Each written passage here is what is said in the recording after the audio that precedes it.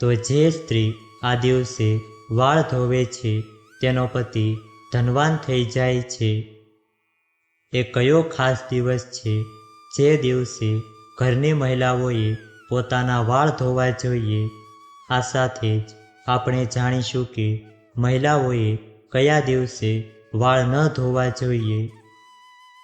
આપણા સમાજમાં સ્ત્રીઓને અન્નપૂર્ણા, લક્ષ્મી અને સરસ્વતી માનવામાં આવે છે. જો ઘરની સ્ત્રી ધર્મ પ્રમાણે વર્તે તો તે ઘરને મંદિર બનાવી દે છે. તેવી જ રીતે મહિલાઓ માટે ઘણા નિયમો અને ધર્મોનું પાલન કરવું ફરજિયાત બની જાય છે. આજે અમે તમને જણાવીશું કે મહિલાઓએ ક્યારે વાળ ધોવા જોઈએ અને ક્યારે ન ધોવા જોઈએ. તે અંગેના નિયમો જણાવવા જઈ રહ્યા છીએ, જેથી તમે જાણી શકો કે કયો દિવસ અને તહેવાર વાળ ધોવા માટે શ્રેષ્ઠ અને સારો હોય છે અને કયો દિવસ અશુભ માનવામાં આવે છે.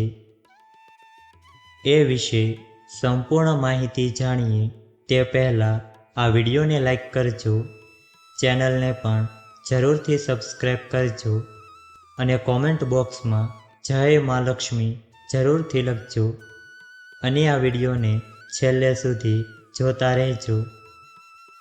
નંબર 1 છે, કુંવારી કન્યાઓએ બુધવારે તેમના વાળ ક્યારે ન ધોવા જોઈએ અને ખાસ કરીને જે કન્યાઓને નાના ભાઈઓ છે. શાસ્ત્રોમાં એવું કહેવામાં આવ્યું છે કે જે કન્યા બુધવારે વાળ ધોવે છે તેના નાના ભાઈને કષ્ટ ભોગવવું પડે છે. તેમના નાના ભાઈના જીવનમાં હંમેશા કોઈને કોઈ સમસ્યા રહે છે. એટલા માટે બુધવારે તમારે વાળ ન ધોવા જોઈએ. જો તમારે બુધવારે વાળ ધોવા જ પડે તેમ હોય તો તમારે પહેલાં તુલસીના 4 થી 5 પાન વાળમાં લગાવવા જોઈએ અને પછી વાળ ધોવા જોઈએ. નંબર 2, હંમેશા યાદ રાખો કે જો તમે કોઈ પણ દિવસે વ્રત રાખો છો તો તે દિવસે ભૂલથી પણ તમારા વાળ ન ધોવા જોઈએ.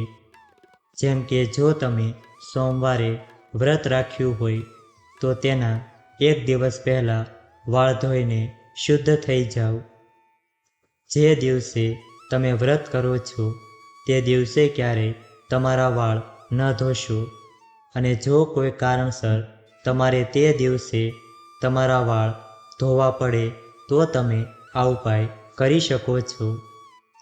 તમે તમારા વાળમાં કાચું દૂધ લગાવીને તમારા વાળ ધોઈ શકો છો. નંબર 3, આજનો જમાનો બદલાઈ રહ્યો છે, જેના કારણે લોકો કોઈ પણ શુભ તહેવાર, શુભ તિથિ કે શુભ મુહૂર્ત પર વાળ કપાવવા કે ધોવાના ચલણથી પ્રભાવિત થયા છે. પરંતુ હિન્દુ પંચાંગ મુજબ મહિલાઓએ કોઈ પણ શુભ પર્વ પર વાળ ન કાપવા જોઈએ કે ન ધોવા જોઈએ, પરંતુ આ કામ 1 દિવસ પહેલાં કરી લેવા જોઈએ.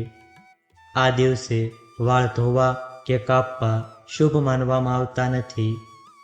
ખાસ કરીને એકાદશી, પૂનમ અને અમાસના દિવસે વાળ બિલકુલ ન ધોવા જોઈએ, જેના કારણે તમારા મસ્તક પર ચંદ્રનો પ્રભાવ પડવા લાગે છે. નંબર 4, શનિવારને શનિ મહારાજનો દિવસ માનવામાં આવે છે. શનિવારના દિવસે ન તો તમારા વાળમાં તેલ લગાવો અને ન તો તમારા વાળ ધોવા જોઈએ. આ કારણે શનિની કુદ્રષ્ટિ તમારા પર રહે છે અને જો કોઈ કારણસર તમારે શનિવારે તમારા વાળ ધોવા પડે તો થોડી હળદર અને ચણાનો લોટ મિક્સ કરીને પહેલાં વાળ પર લગાવી લો. તે પછી તમે તમારા વાળ ધોઈ શકો છો, પરંતુ ધ્યાનમાં રાખો કે એકદમ જરૂરી હોય તો જ તમે શનિવારના દિવસે વાળ ધોઈ શકો છો, નહીંતર આ દિવસે ક્યારેય તમારા વાળ ધોવા નહીં. નંબર 5. પુરુષ હોય કે સ્ત્રી, શુક્રવાર વાળ કાપવા માટે ખૂબ જ શુભ માનવામાં આવે છે. શુક્રવારે વાળ ધોવા પણ શુભ માનવામાં આવે છે. શુક્રવાર દેવી લક્ષ્મીનો દિવસ છે. એટલા માટે આ દિવસે મહિલાઓએ પોતાના વાળ સાફ રાખવા જોઈએ. આ સાથે દેવી લક્ષ્મીની કૃપા તમારા પર અવશ્ય રહેશે. તેના સિવાય શુક્રદેવ તે વ્યક્તિ પર મહેરબાન રહે છે. એવું માનવામાં આવે છે કે આ દિવસે વાળ ધોવાથી જાતકની સુંદરતામાં વૃદ્ધિ થાય છે. જો તમે પુત્રની માતા છો અથવા તો પુત્રની ઈચ્છા રાખો છો તો તે મહિલાઓએ શુક્રવારે પોતાના વાળ ધોવા જોઈએ. શાસ્ત્રોમાં એક એવી પણ માન્યતા છે કે પરણિત સ્ત્રી પોતાની માંગમાં સિંદૂર ભરીને કોઈ પણ પૂજામાં ભાગ લઈ શકે છે, કારણ કે માંગના ભાગને ગંગા સિંદૂર માનવામાં આવે છે, જે પરણિત સ્ત્રીનું સૌભાગ્ય દર્શાવે છે, જેને સ્વયં દેવતાઓ પણ નકારી શકતા નથી.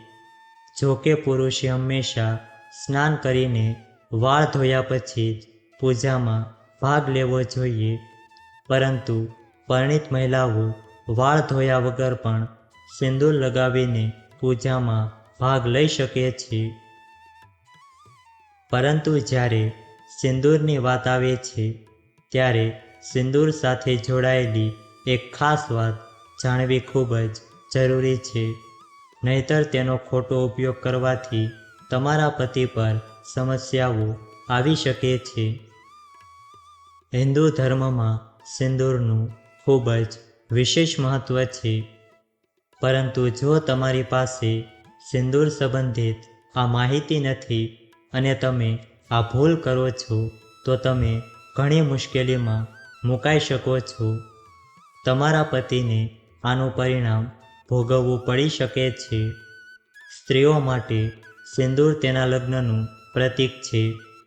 હિન્દુ પૌરાણિક કથાઓમાં સિંદૂરનું આધ્યાત્મિક મહત્વ માનવામાં આવે છે. તમને જણાવી દઈએ કે ઘણી વખત સિંદૂર લગાવતી વખતે મહિલાઓ ઉતાવળમાં અથવા તો અજાણતા ભૂલો કરી બેસે છે. તેમાં નંબર 1 છે, આજની મહિલાઓ પોતાના સિંદૂરને શેથામાં છુપાવે છે, પરંતુ તેવું ભૂલથી પણ ન કરવું જોઈએ. પરણિત સ્ત્રીએ શેથામાં સિંદૂર સંતાડવું તે સારી આદત નથી. માન્યતા અનુસાર તેની ખરાબ અસર પતિ પર પડી શકે છે. શાસ્ત્રોમાં સ્પષ્ટ ઉલ્લેખ છે કે સૌભાગ્યવતી સ્ત્રીએ શેથામાં સિંદૂર દેખાય તેવી રીતે લગાવવું જોઈએ. કહે છે કે સિંદૂર સંતાડવાથી પતિના માન અને સન્માનમાં ઘટાડો થાય છે. નંબર 2. સિંદૂર લગાવતી વખતે મહિલાઓએ ખૂબ જ કાળજી રાખવી જોઈએ. માન્યતાઓ અનુસાર જો કોઈ સ્ત્રી માંગની વચ્ચેની જગ્યાએ કિનારે સિંદૂર લગાવે છે તો પતિ પત્નીના પ્રેમમાં ખટાશ આવે છે. પતિ પત્નીના સંબંધોમાં મતભેદો રહે છે. તમે આ વાત જાણતા જ હશો કે જો કોઈ સ્ત્રી તેની માંગ વચ્ચે સિંદૂર લગાવે છે તો તેના પતિનું આયુષ્ય લાંબુ થાય છે. આવા દંપતીને માતા પાર્વતીના આશીર્વાદ ચોક્કસ મળે છે. નંબર 3. અપવિત્ર સિંદૂર ન લગાડો. ઘણી વખત સિંદૂર લગાવતા સમયે હાથમાંથી નીચે પડી જાય છે અને જમીન પર ઢોળાઈ જાય છે.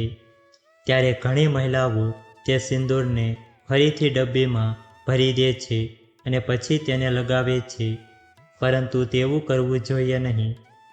હિન્દુ શાસ્ત્રો અનુસાર નીચે પડેલું સિંદૂર લગાવવું અપશુકન માનવામાં આવે છે. જો સિંદૂર નીચે પડી જાય તો તે અપવિત્ર થઈ જાય છે અને તેનાથી શેથો ભરવો જોઈએ નહીં. આવી સ્થિતિમાં તમારે દેવી પાર્વતીનું ધ્યાન કરવું જોઈએ અને ક્ષમા માંગવી જોઈએ, જેથી ખરાબ પરેશાનીઓ ટળી શકે. નંબર 4. જે વ્યક્તિ સપનામાં સિંદૂર લગાવેલી સ્ત્રીને જુએ છે તે ખૂબ જ શુભ માનવામાં આવે છે. આ ધન લાભ પ્રદાન કરે છે. આવી સ્ત્રીને સ્વપ્નમાં જોવી તે ખૂબ જ શુભ સંકેત દર્શાવે છે.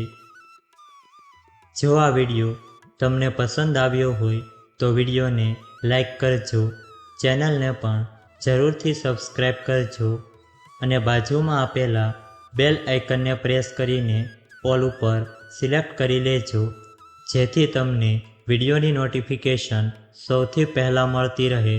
અને કોમેન્ટ બોક્સમાં જય માતાજી જરૂરથી લખજો. વિડીયોને છેલ્લે સુધી જોવા બદલ આપનો ખૂબ ખૂબ આભાર.